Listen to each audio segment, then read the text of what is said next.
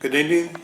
I'm Harvey Ambrose, and I'm a guest minister on the Wells of Salvation Radio Ministry, preaching tonight to Grace Baptist Mission in Soldotna, Alaska.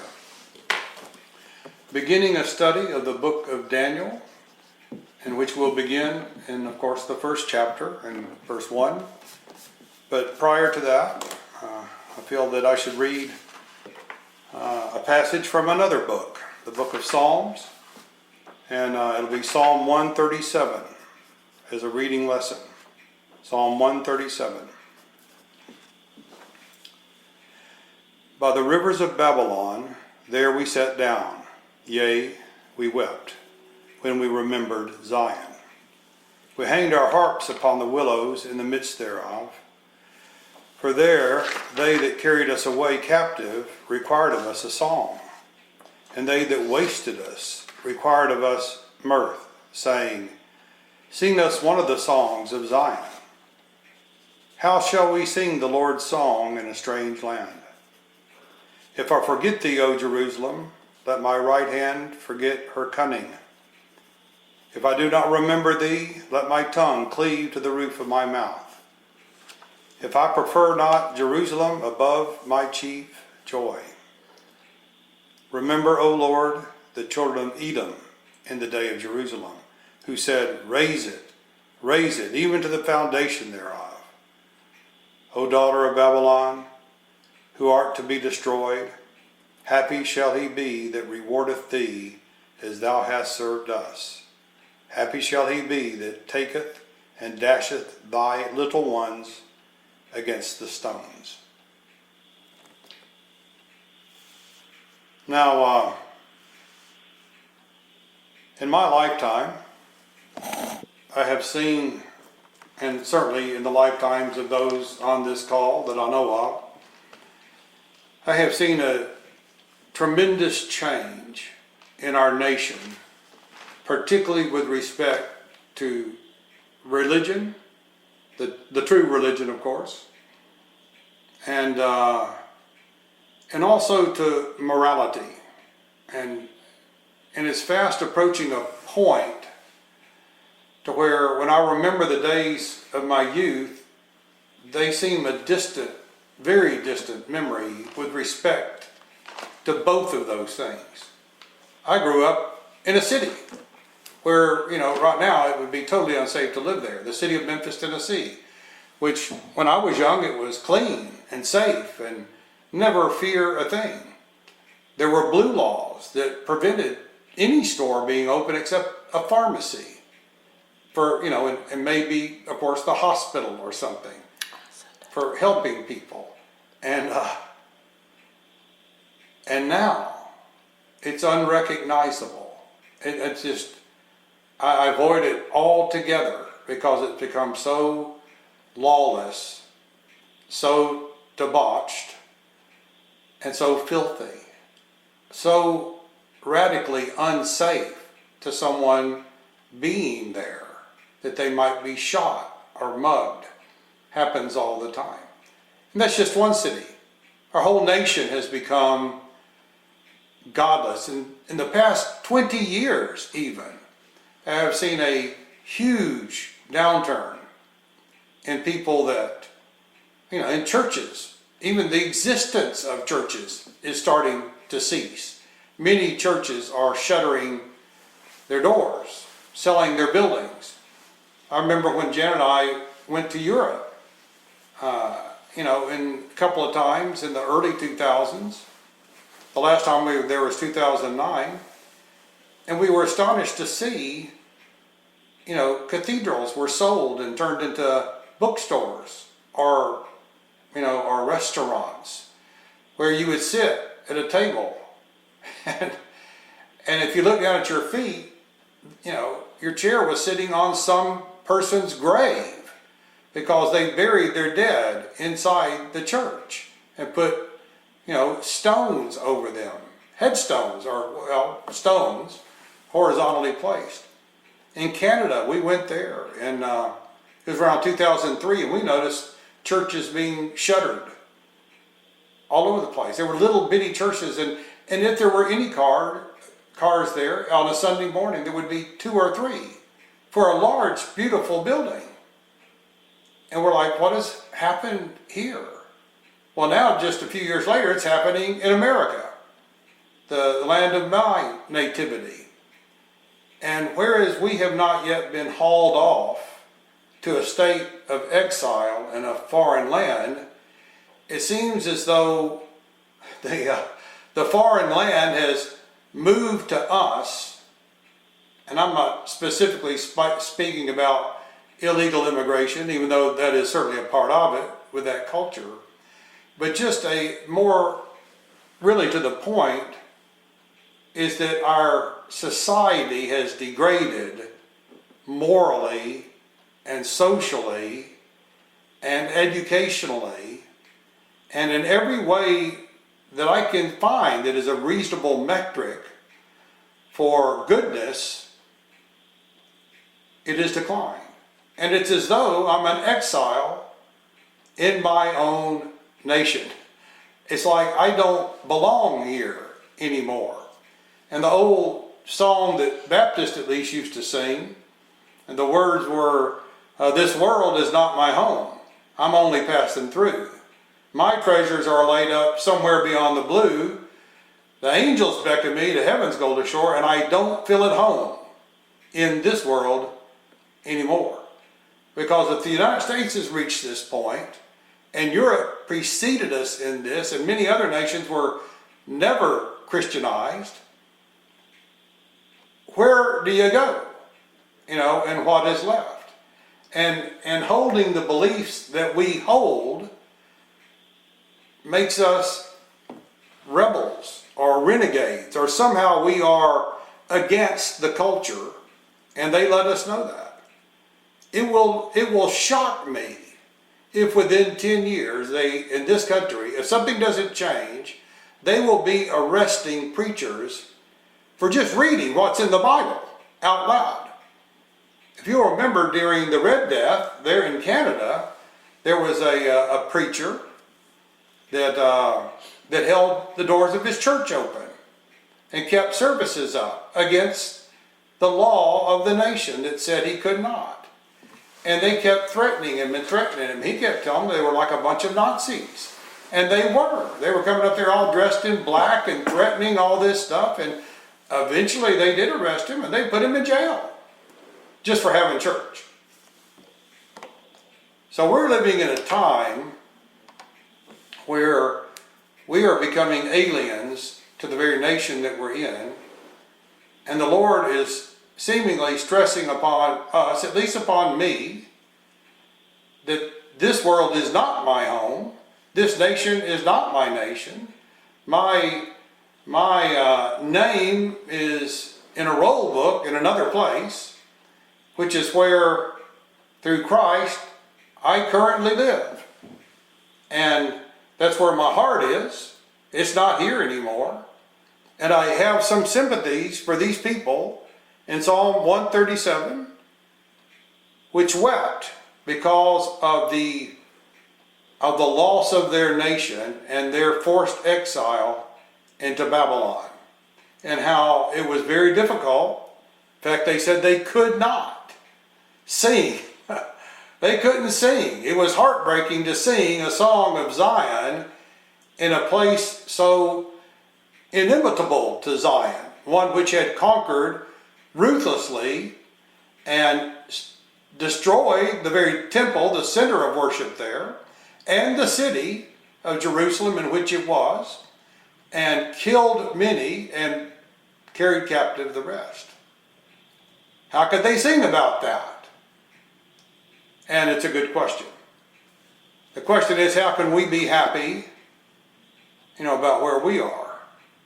And what are we going to do if the continued degradation of civilization occurs, such that we are now become,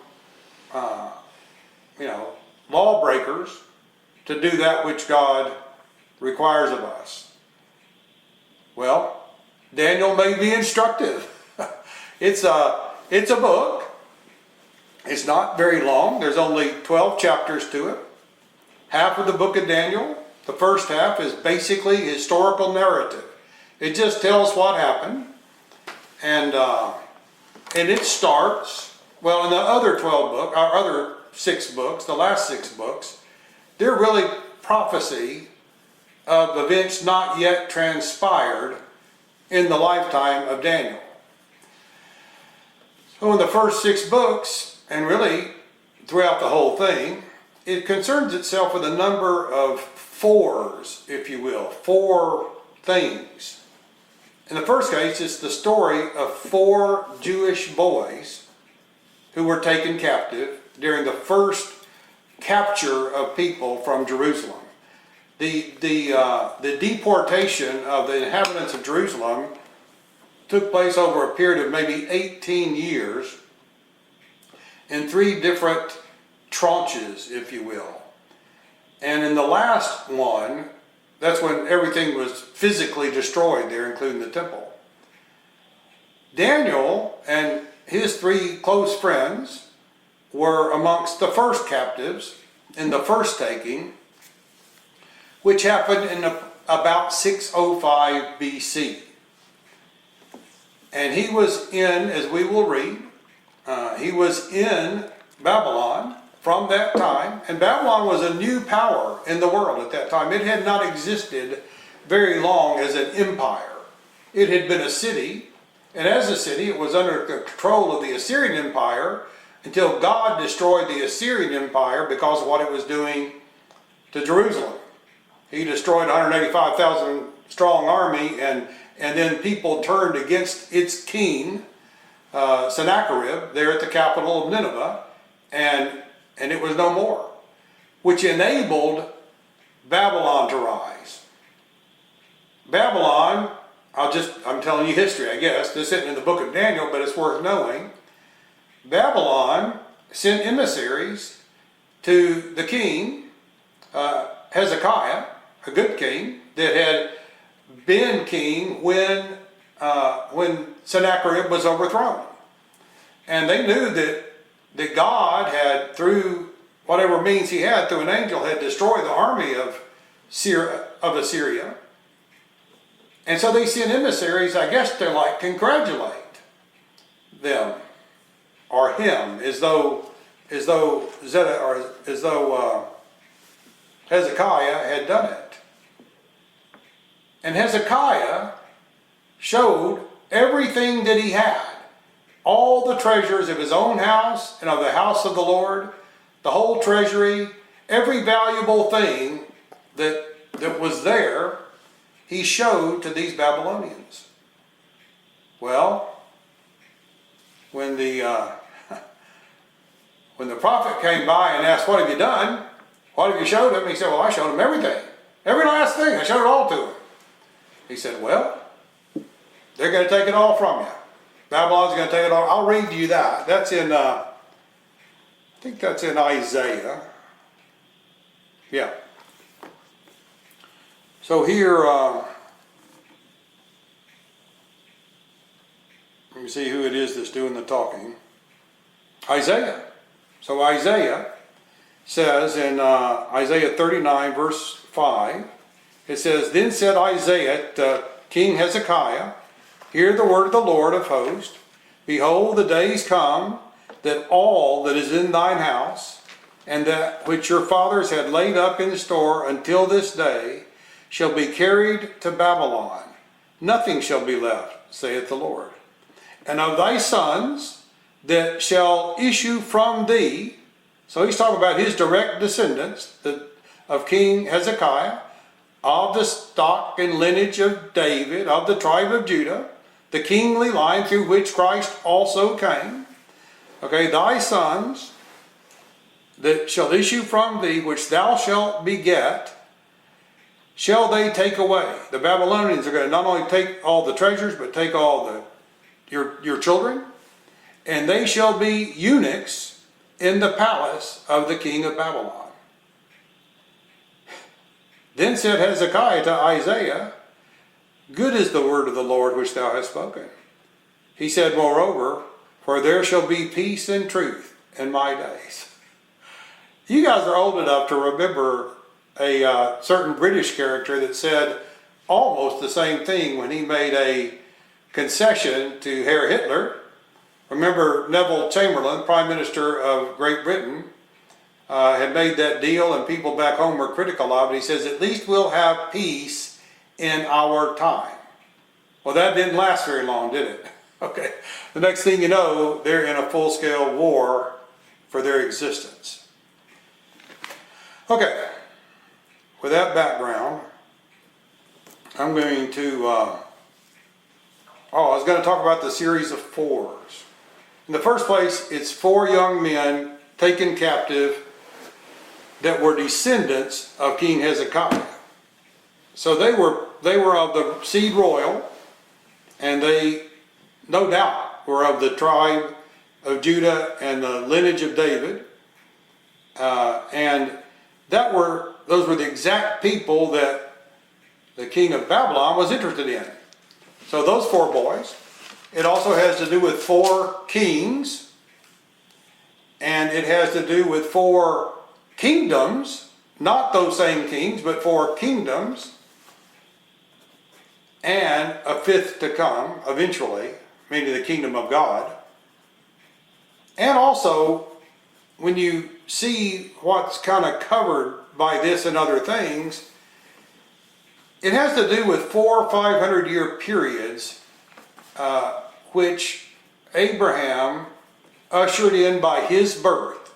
So from the birth of Abraham until the coming of Christ was 2,000 years. 500 years after Abraham, Moses led the children of Israel out of Egyptian slavery. 500 years after that, Solomon built the first temple. 500 years after that, which included Daniel's time and the rebuilding of the temple, the second temple was built. 500 years after that, the true temple of God, our Lord Jesus Christ, where all men ought to and must worship, if they're going to truly worship, was born into this world. I don't know if that matters to you, but just to give you a framework. And I'm going to also advise, if you're interested in these things and studying up on your own, you can look at, I'm showing you a book. It's a red book. It's called Apocrypha. And it's in the King James Version. Now, Bibles used to have, can you see it? Probably backwards. No, they can see it. Oh, it doesn't spell it backwards. Anyway, you can buy them on Amazon for 10 or 11 bucks. Okay, and another one, and the reason you'll need that is when you get to the latter part of Daniel when it talks about the prophecies, there's the only way you can understand those is to have read certain books in the Apocrypha, particularly the 1st and 2nd Maccabees. Okay, there may be some others that there's certainly others that talk about it. Whether or not they're involved in the prophecy, I'm not sure. But so the Apocrypha, and if you buy it, the 1st and 2nd, you want to focus on 1st and 2nd Maccabees if you study. The other book is that one. I don't know if you can see it, but the name of it is Daniel, the Kingdom to Come. And it's by Michael Reed, who is a personal friend of mine and finished this book about the time we got to Bowling Green. He did a good job. His commentary on the book of Daniel is after the style of John Gill. John Gill was an old Baptist preacher who preached at the church that Spurgeon pastored, but before Spurgeon. A few pastors before Spurgeon. And Gill kind of he'll read a verse and he'll talk about that verse. He gets very granular in his commentary. Not particularly spiritual, but from a truth and historical standpoint, it's worth reading. And I'll probably use it some, maybe even tonight. Okay, so having said all that, I'll try to begin what I should have started 19 minutes ago. The book of Daniel, chapter 1, verse 1. In the 3rd year of the reign of Jehoiakim, king of Judah, came Nebuchadnezzar, king of Babylon, unto Judah, and besieged it. And the Lord gave Jehoiakim, king of Judah, into his hand, with part of the vessels of the house of God, which he carried into the land of Shinar, to the house of his God, and he brought the vessels into the treasure house of his God. And the king spake unto Ashpenaz, the master of his eunuchs, that he should bring certain of the children of Israel, and of the king's seed, and of the princes, children in whom was no blemish, but well favored, and skillful in all wisdom, and cunning in knowledge, and understanding science, and such as had ability in them to stand in the king's palace, and whom they might teach learning and tongue of the Chaldeans. And the king appointed them a daily provision of the king's meat, out of the wine which he drank, so nourishing them 3 years, that at the end thereof they might stand before the king. Now among these were the children of Judah, Daniel, Hananiah, Mishael, and Azariah, and to whom the prince of the eunuchs gave names, for he gave unto Daniel the name of Belteshazzar, and to Hananiah, Shadrach, and to Mishael, Meshach, and to Azariah, Abednego. We call him Abednego. Okay. Verse 8.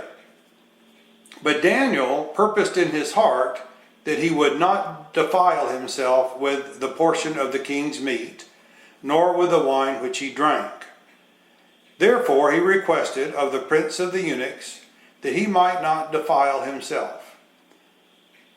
Now God had brought Daniel into favor and tender love with the prince of the eunuchs. And the prince of the eunuchs said unto Daniel, I fear my lord the king, who hath appointed your meat and your drink. For why should he see your faces worse liking than the children which are of your sort? Then shall ye make me endanger my head to the king. Then said Daniel to Melzar, whom the prince of the eunuchs had set over Daniel, Hananiah, Mishael, and Azariah, prove thy servants, I beseech thee, 10 days, and let them give us pulse to eat and water to drink. Then let our countenances be looked upon before thee, and the countenance of the children that eat of the portion of the king's meat. And as thou seest, deal with thy servants. And he consented to them in this matter, and proved them 10 days. And at the end of 10 days, their countenances appeared fairer and fatter in flesh than all the children which did eat the portion of the king's meat. Thus Melzar took away the portion of their meat and the wine that they should drink, and gave them pulse. Well, there's a lot of reading there, but it's here's what has happened to these boys. Now it says that they answered to the leader, if you will, the prince, over the eunuchs. Now, a eunuch is a castrated person, okay, and if they report to the king, or to the prince of the eunuchs, the one that Nebuchadnezzar appointed to be over them, their overseer or officer or minister, it would suggest that they were eunuchs. They had been made eunuchs, which is exactly what Isaiah said. He's going to take from your seed, the seed royal of Judah, of the house of David, and he's going to make eunuchs of them, and they will serve the king of Babylon in his palace. Now that is exactly what happened to him, except the Bible does not explicitly say that these 4 young men were castrated. But I think the inference is pretty obvious, because they report to the person who's over the eunuchs. That's the charge that he has. There were a lot of eunuchs in use back then. They took away their ambition, and I guess, some of the drive that they ordinarily would have. So in the first place, if that is true, the first thing that happened was they were taken against their will from their home, from a rich setting, because they were princes of Judah. They were taken from their home and sent to a foreign land. Now, and they were castrated. The second thing they were done, it says, they were to, of course, they were selected from amongst the best. He wanted the very best people that Israel had to offer. I should say Judah had to offer, because that's who was captured. Israel had already begun; it's already been gone. So just southern Israel, called Judah, where the descendants of Judah lived, were taken by Nebuchadnezzar. So it says that the job that they were to do was to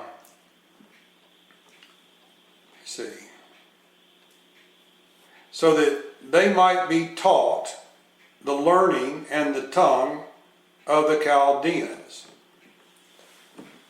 So they were going to re-educate these boys.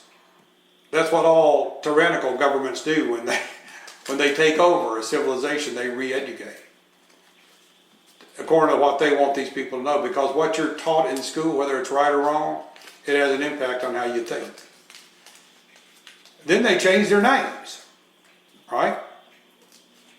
They gave them names that are Babylonian names. All these boys had names from birth given them by their parents that honored God. And then they were given names in Babylon that honored the false god Baal that Nebuchadnezzar worshipped. So they changed their names, they changed their education, they changed their location, and they tried to change their diet.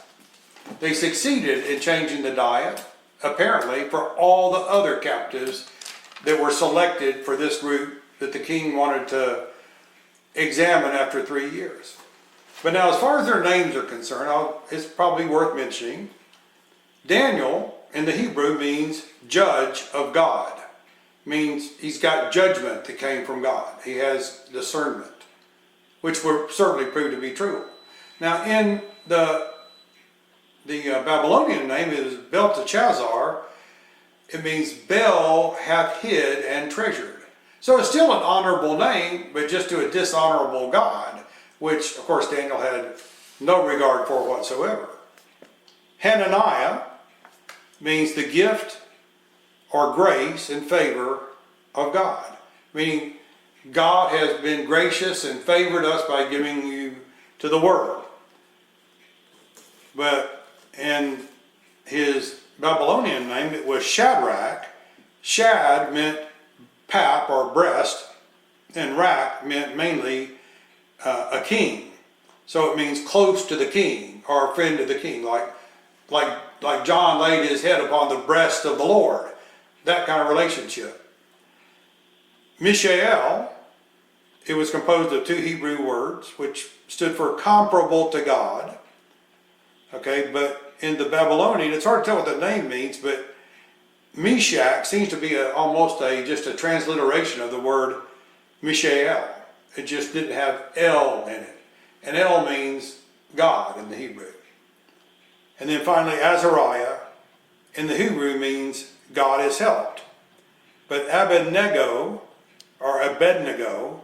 was defined as servant of the shining light, which certainly our God is the light of the world, and that's a pretty good name, even, but of course what they meant by that is that Baal, the false god, was the shining light, but the truth was God was. So they changed their names, not bad names if you considered false gods to be true, but the whole thing was calculated to change these boys and to extract from the best people of the country of Judea, which had been captured by Babylon, their best and brightest, and made to serve at the pleasure of Nebuchadnezzar, who had captured them. Now, Israel had a reputation for knowledge in the sciences. There was wisdom there. God had probably given them that graciously as a nation. They had that reputation. That's probably a reason that Nebuchadnezzar did what he did. He wanted to make these people into, courtiers. Daniel became the prime minister of the land of Babylon. He held that position from 3 years after he got there until Cyrus came and destroyed, or he didn't destroy Babylon, but he overthrew it and and he got rid of the Babylonian Empire and left the city under the control of the Medo-Persian Empire. So he was prime minister for almost 70 years. That's how valued he was. And so everything that they did to them is calculated to change them. Just a change, let's say just a change of location. That has an effect. What they were, the term that used, youths or something like that, that the king asked for, it says children. Children in whom there was no blemish. In the Hebrew, that word designates somewhere around 13 to 15 years of age. So they're in their teens at the best, but around that age. I tell you, that happens today in this wicked country. When we send our kids off to colleges, unless we are very selective about our colleges, that's just putting them in a new place. And in that new place, they have the freedom to do whatever they want. And unless they're extremely well grounded, and unless they are truly saved and already become servants of God, just that freedom is likely to be abused by them and corrupt them. You add to that then a change in teaching. What they've been taught at home by you and what they've been taught at church. In most colleges in this country, they will try to overthrow that immediately, because science, so-called, false, or in the Bible it calls it science, falsely so-called, will tend to tell them about, things that just simply are not biblical, that they work against what the scripture plainly teaches with respect to chronology, the history of the world, the history of the cosmos, the origins of all these things are flat out contradicted in most universities, and in high school and elementary school and just on TV. They're re-educating them. We have a whole nation full of re-educated children, and I can't help but believe that it has worked to the detriment of the society in which we now feel exiled. Our country is turned against us. And it's just getting worse. What they're teaching children and how early they're teaching it is just getting worse. By the moment, it would seem. Changing their names. Well, I don't know if we go changing names, but we certainly provide the other things. And this is what happened. At some point, Daniel, we don't read that he ever did anything that would have worked against what the New Testament teaches. Jesus does not teach us to overthrow the nation that, we are to abide by the laws of the land in which we live. He does not in any way try to foment rebellion against the authorities. There's a lot of rebellious people that call themselves Christian, but that's not a Christian virtue. That's not what it is taught. We are to be subject to the rulers that God has placed over us, understanding that God placed them there, just like he placed Nebuchadnezzar over his people at this time to punish them because they had become desperately wicked and rebellious against God himself. So they got a whooping for 70 years. And they were to submit to that. And Daniel submitted to that. Up to a point. They could change his name. There's nothing he could do about that. And it didn't matter what his name was because he's just a person. He's not God, They changed where he was. Well, he was hauled away. And there was nothing left for him to go back to after a while. After the temple was destroyed and the city. No reason to return. Changed his language. Well, if he's going to be serving the king, he's got to know how to talk to him. All those things made sense. And it wasn't, and not only that, but the eating of meat. Now what it says here is meat. But that's the King James word. And, you know, in the Greek, it just, I mean, in the Hebrew, it just means food. Their food, their meals, came from the very same chef that cooked and prepared food for the king, and whoever his winemaker was, the same people cooked for these boys. And not just them, the other ones that were, in my opinion, in competition with them to become, you know, advisors, courtiers to King Nebuchadnezzar and his successors. So, there was no prohibition against eating meat to the Jews. There was nothing spoken about vegetables being better. But there were prohibitions about eating things strangled, about eating things in which there was blood. You're not supposed to eat blood or eat things that had been strangled where the blood might still be in it. Eating meat that did not have cloven hooves and chewed their cud. Certain types of fish were not to be eaten. And he did have control over that. That was a thing that Daniel felt he could not bend about. And he'd rather lose his life than do it. Now the word that we have translated here, it says, Daniel purposed in his heart that he would not defile himself. Now that word defile in the Hebrew really is redeem himself. To redeem something from a pawn shop, you just pay the price and you get it back. To redeem a person sold into slavery or in some condition that their sins had to be paid for monetarily, whatever it was, under the law, you had to pay a price. To redeem a piece of land that you had sold, you had to pay a price to get it back. All these things were under Jewish law. I think what Daniel meant when he said redeem was that his life was at risk by refusing the diet that King Nebuchadnezzar had prescribed for him. Period. It was such a risk that even his overseer, the prince of the eunuchs, said, if I do what you say, which is against what the king has told me, it's going to cost me my head. It's not worth it for me to lose my head to feed you what you want. But Daniel didn't care because he ran a risk of eating those things which are unclean. Now today that'd be laughed at because in Christianity we're allowed most anything to eat that we want to eat. It's left to our own conscience and wisdom as to whether or not we eat it. The dietary laws are gone. From what I can tell, there's no obligation to them. Except in the New Testament, in one place it says, they encourage the Gentiles not to eat things that were strangled. Okay?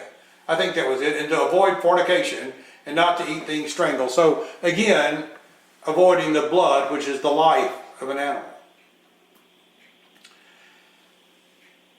So he took this stand and he conferred with the other three, and I have to look at their names again, I can't remember them. We'll just start calling them by their Babylonian names except for Daniel, because that's what we're used to. Shadrach, Meshach, and Abednego. And they all agreed. They all said, you know what, you're right. We should not do this. We'll make this our line in the sand. Kill us if they want to kill us. We're not going to do that. Now see, that's good advice for those of us who are living in a declining nation, in a declining civilization, Western civilization, headed swiftly, it would appear, towards a second dark age, if God does not intervene. There's going to come things to us in which we'll just have to make a decision about what to do. Now right now we're free to do what we want in almost all things, but we're rapidly losing our freedom to speak. If they possibly could, they'd take away our freedom to own guns, things expressly iterated in the Constitution, and without which they never would have agreed to the Constitution, the original framers. They had to put those provisions in there is amendments to get people to sign it. And yet those are under threat. Right now, at work, if you discuss God with someone, you're at risk of losing your job. That was the case when I worked for Homer Electric and TVA and several other jobs. And yet I did it. If the Lord moved me to speak to an employee about the Lord, I ran the risk. I'm not boasting about it, but I'd just rather do that because if the Lord leads me to speak to him, I ought to speak to him. And if it costs me my job, well, so be it. The Lord will provide. Now, I'm never at risk that I know of losing my life to it, but a job is important too.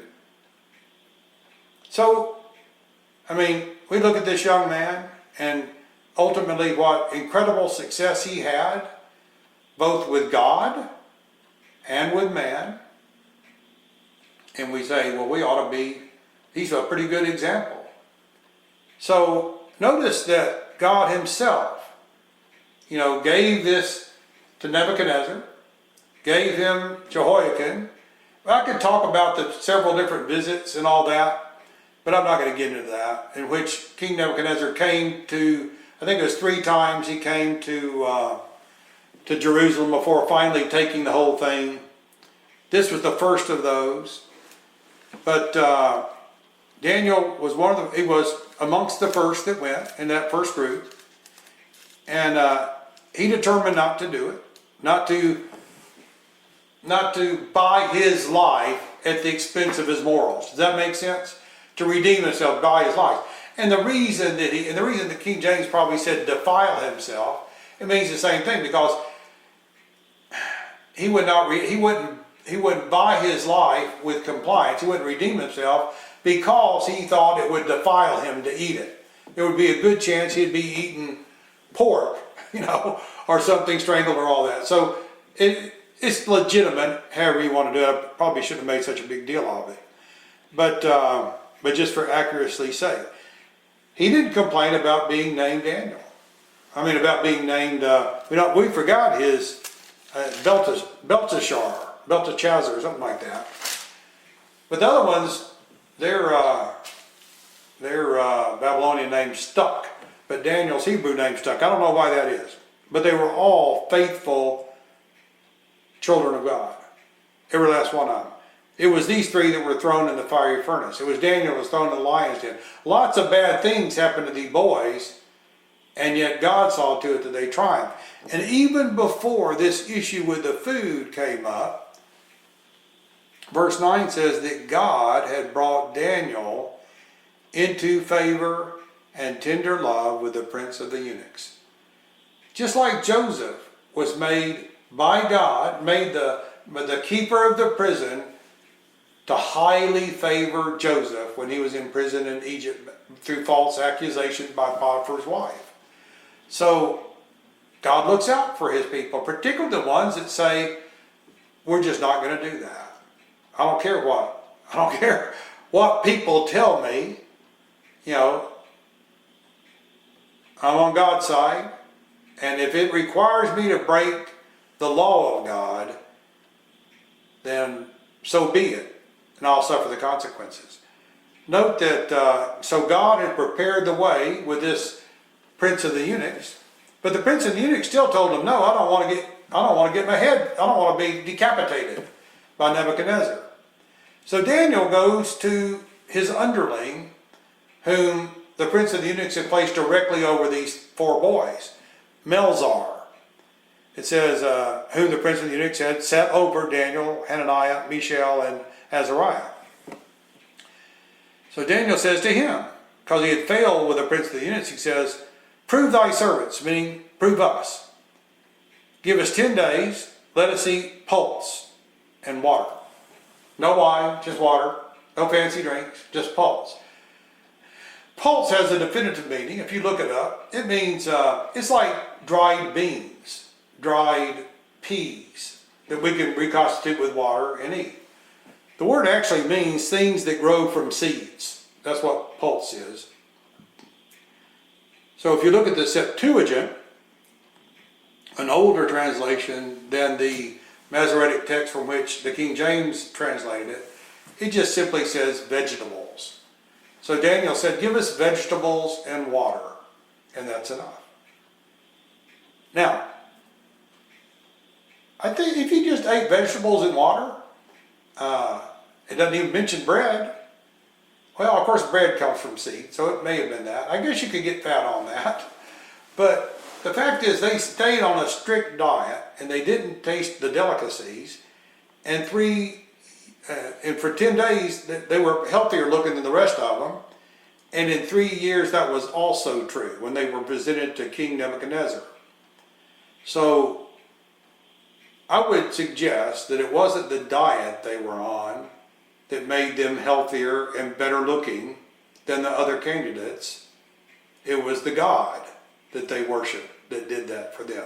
Just like he gave them favor in the eyes of the prince and the eunuch, he gave them favor in their physical abilities, and more than that, he in verse 17, which we didn't get to, and I'm going to be long, I'm getting kind of long. I'll just read it. As for these 4 children, God gave them knowledge and skill in all learning and wisdom. See how it works to be God's man, particularly in times of affliction. Knowledge and skill and learning and wisdom. And Daniel had understanding in all visions and dreams. Man, there's nobody on earth like that anymore. And there was nobody on earth like that then, except Daniel. They looked all over that kingdom for somebody that could interpret that dream. Not just interpret it, Nebuchadnezzar was smart. He didn't just say, well, here's what I dreamed, tell me what it means. Well, they could tell him anything. He said, you tell me what I dreamed, and then tell me the interpretation. Well, Daniel could do that, and nobody else on earth could. And it says, now, and I'll just keep reading. Now, at the end of the days that the king had said he should bring them in, that means after 3 years, the prince of the eunuchs brought them in before Nebuchadnezzar, and the king communed with them, had a conversation. Among them all, as was found, none like Daniel, Hananiah, Mishael, and Azariah. Therefore stood they before the king. So they were selected amongst all the candidates that for 3 years had eaten from the king's table. Of these princes of Israel, or of Judah, they were selected to be his close advisors and helpers of the very, you could call him king, but it was an empire. That's what that was, the Babylonian Empire. It says, in all matters of wisdom and understanding that the king inquired of them, so he asked them questions. He found them 10 times better than all the magicians and astrologers that were in all his realm. Now it says 10 times better. So I guess he asked them questions and they got 10 out of 10, and the other ones maybe got 1 out of 10 right, or make it 100, make it 1,000. It's still going to be, they were better by that amount. Then it says, and Daniel continued, and I think that means he continued to live and continued to serve, because what he became was the right-hand man of the king. He was the prime minister of state. Just like Joseph was of Egypt under the Pharaoh at the time that he lived. And Daniel continued even into the 1st year of King Cyrus. Cyrus was the